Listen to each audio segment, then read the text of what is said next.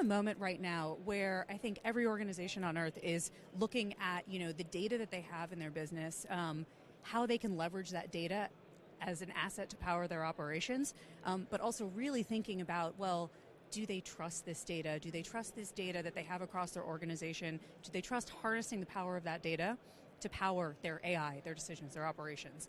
And when we think about, well, how do you build trust in your data? We think about kind of three main pillars. We think about governance, right? Do we have the right processes and frameworks to make sure that we are governing the data well? We think about quality. Is the data of good quality? And we think about tools and technology. So at Experian, this is definitely the approach we've taken to think about our own kind of data governance, data quality. And these are the kinds of conversations we have with our clients as well.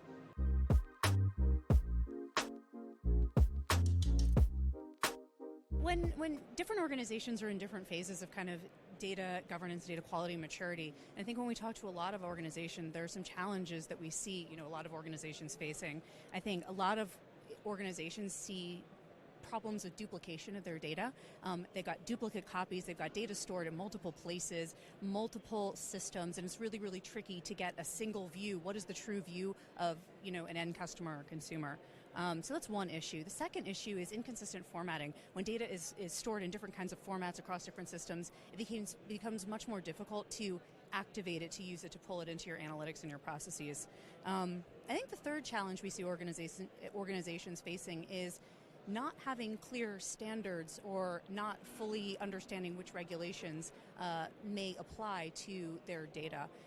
And so how do organizations become confident that the data that they are using is compliant with regulations, is managed according to internal corporate standards, or meets business leaders' specific requirements for the quality of the data to power operations and decisions with trust?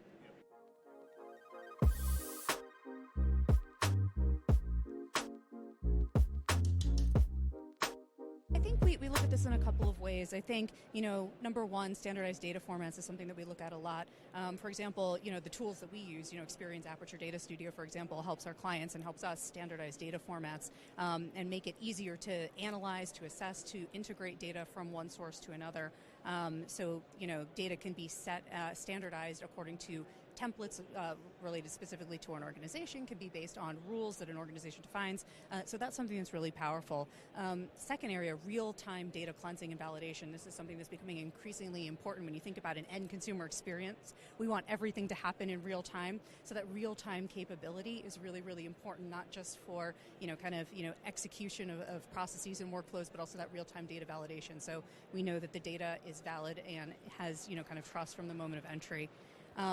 Other things we look at, for example, if you're looking at consumer, contact data, things like, international address validation can become really important. So, for example, at Experian, we have a solution that helps our clients and Experian itself, validate consumer addresses across 250 countries across the world. So when you're, for example, a retailer wanting to make sure that your packages get delivered to customers on time and reduce the cost of redelivery or errors, that kind of capability is really, really important.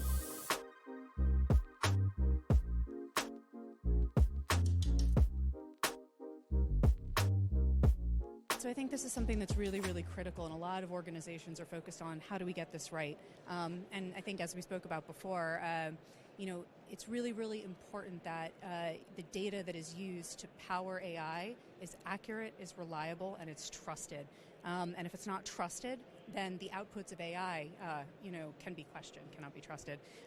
So what we focus on at Experian, and also what we help our clients do with our solutions and tooling, is to help get that data foundation in place. So back what I talked about earlier, focusing on, putting the right governance in place, around focusing on the quality of the data and building trust in that data, and then putting the tools, the processes, and the culture in place to make sure that the data that is underpinning analytics and AI is trusted.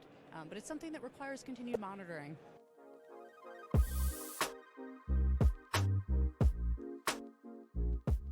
I think, there's a theme that, and we've heard a lot about it today. There's a theme around data democratization happening. As data is increasingly democratized across an organization, there's more and more business leaders who want control and ownership over the data that's powering their own processes. And so organization by organization, I think some organizations will approach their data management and their analytics top down from an enterprise level, and they centralize control. But increasingly we're seeing a lot of organizations also wanting to empower the business user, to empower the end user of the data to take control, to own the quality of their data, and to use it to power their own operations. So it's kind of a democratization of data access.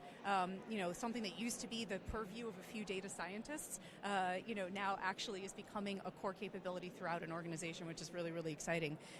So what we've focused on in Experian with our platforms such as the Ascend technology platform, Aperture Data Studio, is empowering kind of business users through low-code, easy-to-use tools to help bring data in, to understand the quality of the data, fix it where it falls short, to easily bring that data into an analytics environment, into a decisioning environment, seamlessly connect the data flowing through applications to maximize the value.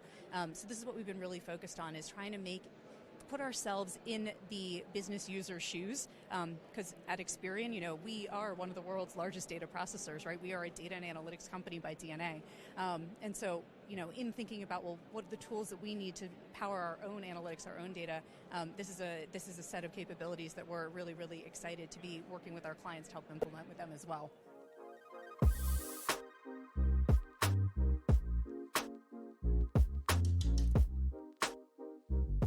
Well, first of all, this is just a tremendous opportunity for us in the UK, but also globally. And actually, last year we partnered with Tech UK to look at the impact of Gen AI in the UK. And I think the results of that research showed that there's over $120 billion a year annually in the UK over the next 10 years that will be created by Gen AI. So this is huge, huge, huge opportunity.